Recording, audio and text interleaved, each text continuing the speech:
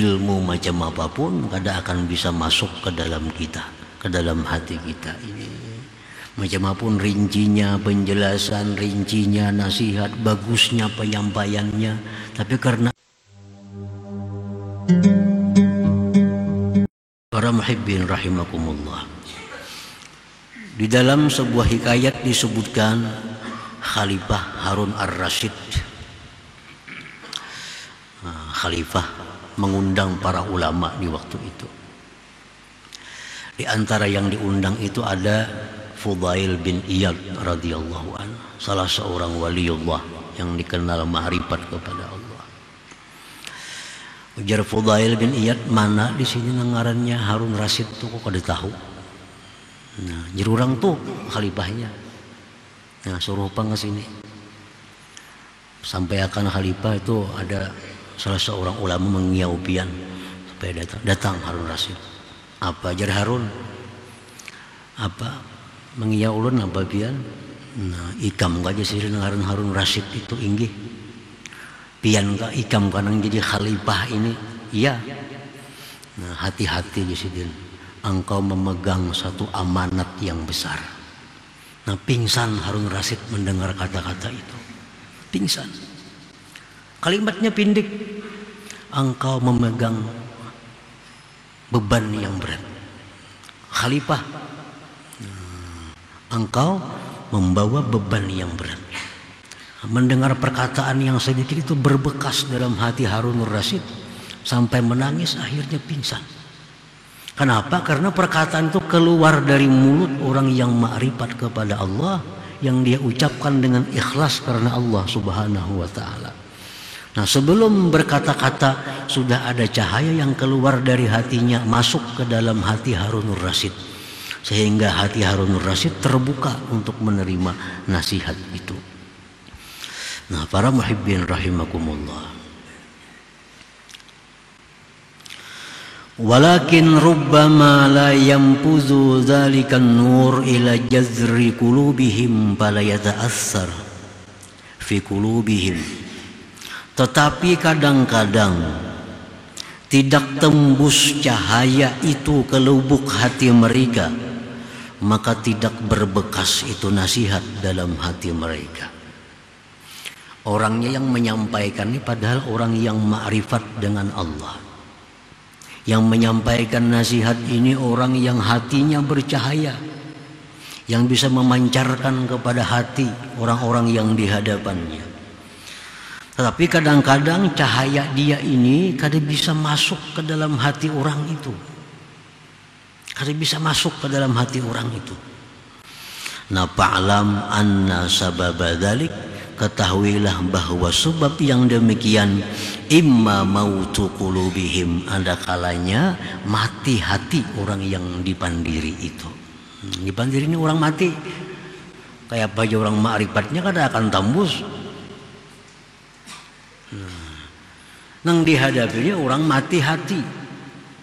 Walaupun yang menyampaikan nasihat ini orang yang sedemikian kuat cahayanya, nah, kada akan tembus, kada akan berbekas. Kenapa? Karena yang dihadapannya ini mati hati mereka. Au maraduha bi anwa'il amrad, atau sakitnya hati orang itu dengan macam-macam penyakit. Orang mati diminumi apa aja meluak. Susu, kopi, teh, banyu putih meluak orang mati. Kada usah orang mati, orang garing, nang banyak penyakitnya sudah. Anak bubur kah? Ada. Disuapi meluak. Padahal bubur nyaman. Anak soto kah? Kada, meluak juga. Kenapa? Karena ini orang banyak penyakit di dalam dirinya. Nah, kayak itu juga halnya manusia-manusia yang hatinya itu mati, atau hatinya itu banyak macam-macam penyakit, nasihat apapun kada mempan, dari siapapun kada mempan juga. Nah, Rasulullah sallallahu alaihi wasallam itu sayyidul arifin. Nabi ini penghulunya orang arif. Tidak ada cahaya yang mengalahkan cahaya Rasulullah. Tapi kada kau menembus Abu Jahal. Abu Jahal itu bukan hanya dinasihati, diperingati, mukjizat dinampakkan kepada Abu Jahal, tetap kada mampan. Kenapa sebabnya? Karena mati hati Abu Jahal itu. Nabi Musa bagaimana menghadapi Fir'aun? Hebatnya Nabi Musa, cahayanya, ma'rifatnya, kada bisa menembus hati Fir'aun karena matinya hati Fir'aun ini. Nah demikian pula halnya dengan kita. Bagaimanapun nasihat bagusnya yang kita dengar, kalau hati kita ini sudah mati atau banyak penyakit macam-macam di dalam hati, nah maka itu menyebabkan nasihat cahaya kada akan masuk ke dalam hati kita itu. Nah, para muhibbin rahimakumullah, al-ma'siyatu kulluha turisu maradal qalbi. Maksiat itu seluruhnya menimbulkan penyakit hati. Nah, maksiat apapun maksiat itu menyebabkan sakitnya itu hati. Imam Syafi'i radhiyallahu anhu berkata, syakautu ila waqi'in su'a hifzi fa arsyadani ila tarkil ma'asi wa akhbarani bi anna al-ilma nurun wa nurullah la yahdi li'asi. Dari Imam Syafi'i, aku mengadu kepada guruku yang namanya Waqi' tentang jahatnya hafalanku. Nah, kada mau hafalan.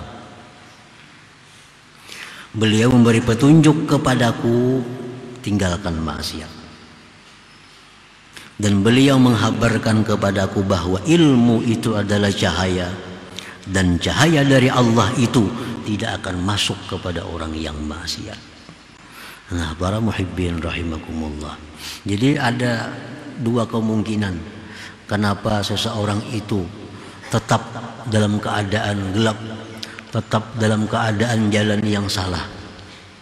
Satu kemungkinan bahwa orang yang memberikan nasihat kepadanya ini orang yang terhijab dari Allah, atau bisa juga dia sendiri orang yang mati hatinya atau sakit hatinya sehingga kada bisa menerima nasihat dan cahaya daripada yang memberi nasihat itu. Nah, la siyamal kibru, apalagi kesombongan. Maginnya kalau orang itu ada sombongnya. Nah, ini macam apapun nasihat, dari siapapun nasihatnya, dari orang wali, dari orang apapun, kada akan mempan. Fir'aun kenapa kada menerima nasihat Nabi Musa? Karena kesombongannya. Namrud kenapa kada menerima nasihat Nabi Musa? Karena kesombongannya. Abu Jahal kada menerima nasihat Nabi kita karena kesombongannya.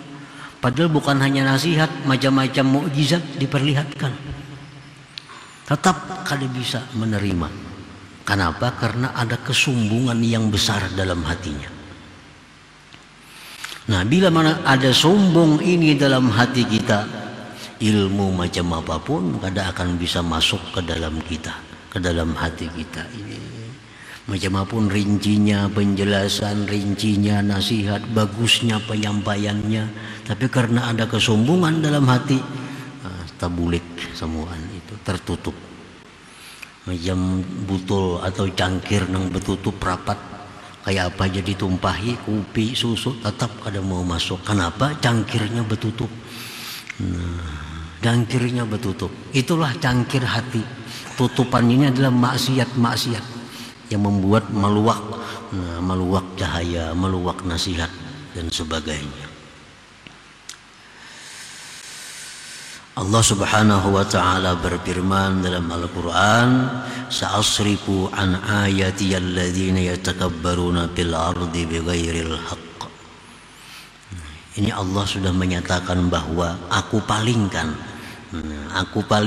dari ayat-ayatku, dari ilmu-ilmu, apalagi daripada ma'rifat.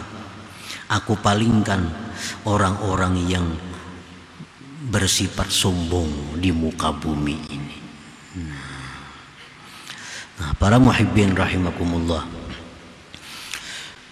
dan pula yang menghijab datangnya cahaya ke dalam hati kita itu adalah Ria.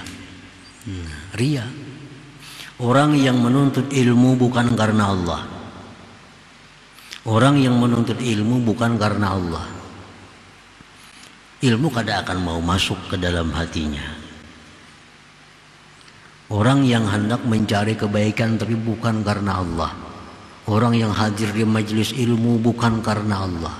Ilmu kada akan bisa masuk ke dalam hatinya. Paling-paling lewat telinganya, keluar di telinganya. Imam Ghazali berkata, talabtul ilma li ghairillah fa'abal ilmu illa ayyakuna lillah. Aku dulu pernah menuntut ilmu kada karena Allah. Ilmu kada bisa masuk. Kada bisa masuk. Fa'abal ilmu illa ayyakuna lillah, maka ilmu enggan masuk ke dalam hati kecuali hati itu ikhlas karena Allah Subhanahu wa ta'ala. Nah, para muhibbin rahimakumullah, jadi dengan demikian bahwa kita bisa mentafakur, bisa merenungi diri kita, banyaknya ilmu yang kita terima dari berbagai macam kitab, dari berbagai macam ulama. Nah, banyak yang belum kita amalkan, banyak yang belum kita terapkan dalam kehidupan kita. Nah, kemungkinan penyakitnya bisa dari kita. Banyaknya maksiat yang kita perbuat, kesombongan yang ada dalam hati, menuntut ilmunya kada ikhlas, itulah penyebab kita kada bisa, kada kawa mengamalkan ilmu yang kita terima itu. Nah, jadi mudah-mudahan Allah Subhanahu wa ta'ala membukakan hati kita seluas-luasnya untuk menerima cahaya ilmu dari Allah Subhanahu wa ta'ala.